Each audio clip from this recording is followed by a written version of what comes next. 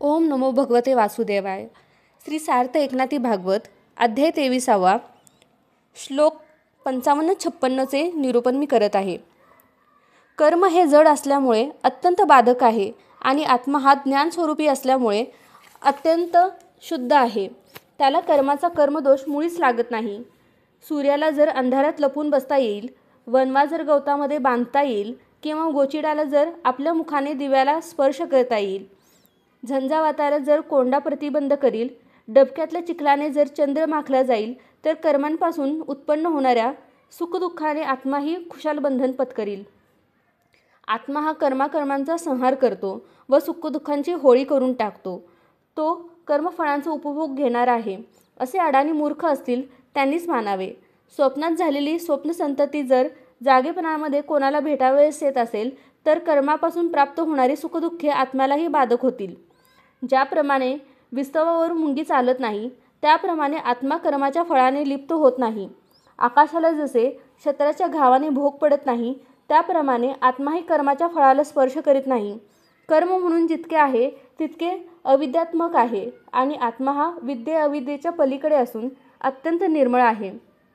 त्याला कर्माचे सुखदुःख प्राप्त होते असे मूर्ख लोक देहाच्या मोहामुळे मानतात. कर्म अत्यंत जड आहे आणि आत्मा हा शुद्ध आहे.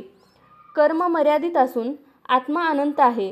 कर्माला कर्मठता असल्यामुळे ते नित्यबद्ध आहे आणि आत्मा चिदानंद स्वरूप आहे. कर्म मिथ्याभूत असून माईक आहे आणि आत्मा नित्य असून अमाईक आहे. कर्माला ब्रह्माची ओळख नाही म्हणून ब्रह्म असते तेथे कर्म असत नाही. दोरीला सर्प मानले असता त्या सर्पात मुळी सर्पपणाच नसतो, मग तो डसून विष चढणार काय? त्याप्रमाणे स्वस्वरूपामध्ये कर्म हे मिथ्याच आहे, तेव्हा ते आत्म्याला बाधेल काय? वांझ राणीचा लाडका नातू राजसत्तेने जगाला शासन करीत सुटतो, त्याप्रमाणे कर्माच्या सुखदुःखाच्या गोष्टी कर्मठांमध्येच काय त्या विशेष भरलेल्या असतात. तात्पर्य येथे कर्म हेच मिथ्या होय, ते सुखदुःख कसे देणार हे निश्चितपणे जाणून घेतले म्हणजे मग कोणी कोणावर कोप करावा. ह्याप्रमाणे कर्म हे सुखदुःख देणारे होत नाहीच, तेव्हा सुखदुःख काळ देतो असे म्हणाल तर तेही खरोखर घडत नाही.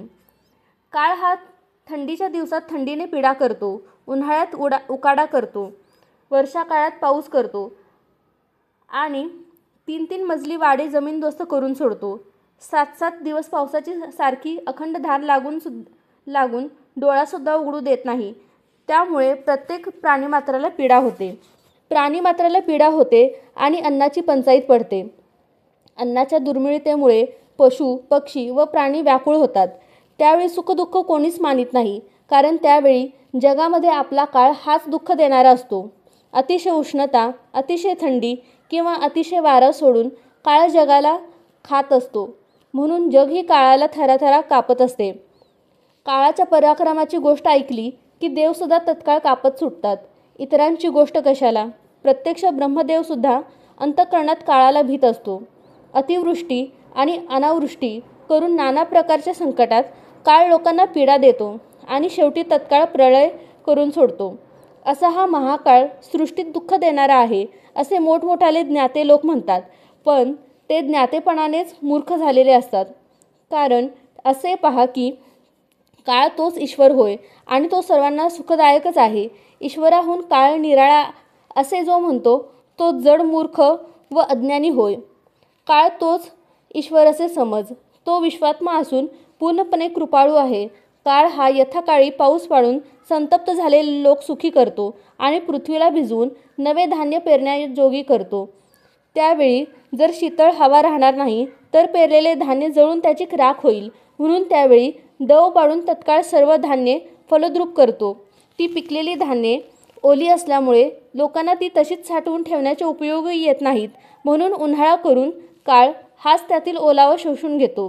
ह्याप्रमाणे प्राण्यांच्या हिताकरिताच थंडी, ऊन, पाऊस ह्यांना काळ उत्पन्न करतो, परंतु देह हाच मी अशा भ्रमाने प्राणी भुलल्यामुळे तेच त्याला दुःखदायक वाटते. अत्यंत जुनी झालेली वस्त्रे काढून घेऊन जो आस्थेने नवी नेसवितो, अशा आपल्या कल्याणकर्त्या काळाला वेडे लोक शत्रू असे म्हणतात. त्याचप्रमाणे वृद्धावस्थेने जर्जर होऊन जो देह विगलित झालेला असतो, तो देह काळ योग्य वेळी नष्ट करतो आणि तत्काळ नवा देह देतो. अशा प्रकारे काळ हा लोकांवर कृपा करणारा आहे. जुने घेऊन नवे देतो. अशा उपकारकर्त्या काळाला देहाच्या लोभाने लोभिष्ठ झालेले वेडे लोक अपकारी असे म्हणतात. मनुष्य जशा आपल्या भावनेने जी जी दृढ वासना धरतो तसे तसे देह कृपाळू काळ त्याला तत्काळ देतो असे समज. पिता मोठ्या आनंदाने पुत्राची जुनी वस्त्रे काढून टाकून त्याला नवी वस्त्रे देतो. त्याप्रमाणेच प्रलय काळ जगालाही नवी नवी रूपे देतो. काळ हा प्रलय काळी जगातील सर्वांचे जुने देह नाशून टाकून मग त्या सर्वांना अत्यंत कृपेने नवे देह देऊन त्यांचा गौरव करीतो. अशा प्रकारे काळ कृपाळू आहे. मूर्ख लोक त्याला वैरी म्हणतात. काळ हा स्वतःच जगाचा खरा आत्मा आहे. तो कोणाचाच दुःखाने छळ करीत नाही. अहो पहा, लोकांची देहावरच पूर्ण भक्ती असते तेव्हा काळही त्या लोकांच्या भक्तीप्रमाणेच देहामागून देह उत्पन्न करून ठेवतो आणि त्यामुळेच हा जन्ममरणाचा उपद्व्याप वाढतो.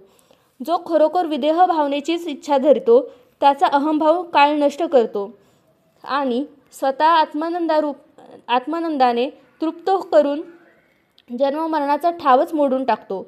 ज्याला जशी बुद्धी होते तशीच त्याला काळ सिद्धी देतो. परंतु काळ हा खरोखर कृपाळू आहे हे देहाच्या मोहाने आंधळे झालेले लोक मुळीच जाणत नाहीत.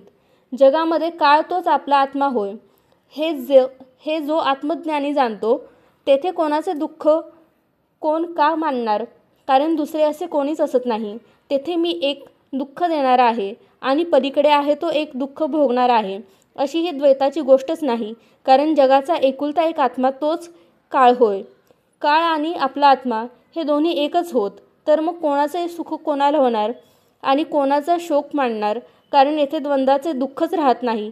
ज्याप्रमाणे मृगजळ हे फक्त नाव मात्र आहे, त्यात थेंबर देखील पाणी नाही, त्याप्रमाणे आत्मस्वरूपामध्ये जगाचा जो पसारा आहे तो केवळ मनाचा भ्रम होय.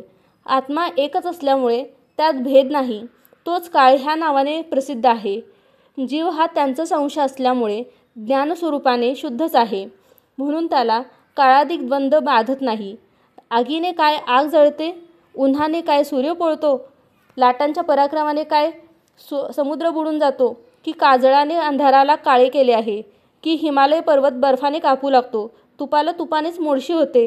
हे जर घडेल तरच काळसत्तेच्या खटाटोपाने आत्मा अनेक द्वंद्वे भोगील. आपण आपल्याला विरुद्ध अशी आपत्ती कोणी आपणावर आणत नाही, त्याप्रमाणे आत्म्याला द्वंद्वाची बाधा काळाच्यानेही करवत नाही. अशा प्रकारे जेथे एकात्मतेने अभेद असतो तेथे काळाचीही पीडा चालत नाही. अभेदामध्ये द्वंद्व मुळीच नाही, मग कोणावर राग करावायचा. जीव शिवरूपाने केवळ मीच आहे, मीच आत्मा आणि मीच काळ आहे. द्वंद्व दुःखाचा गोंधळ हा मिथ्या आहे, तेव्हा क्रोधाचा भडीमार कोणावर करू. अशा प्रकारे विचार केला असता काळ हा सुखदुःखे देणारा ठरत नाही, कारण सुखदुःखांची पीडा आत्म्याला मुळीच असत नाही. नाय जनहा इत्यादी श्लोकात सुखदुःखांची जी 6 कारणे सांगितली आहेत त्यांचा नीट विचार केला असता ती आत्म्याला बाधक होत नाहीत असे समजून येते. ह्याशिवाय देशवासाने किंवा त्रिगुणांच्या गुणाने बाधकपणाने आत्म्याला पीडा कराव्याला कोणीच कोठे दिसत नाही. आत्म्याला कशानेच कधी पीडा होण्याचा मुळीच संभव नाही. लोकांना देहाची अहंताच बाधक होते, तोच आपला अभिप्राय भिक्षू सांगत आहे. श्रीकृष्णार्पणमस्तु.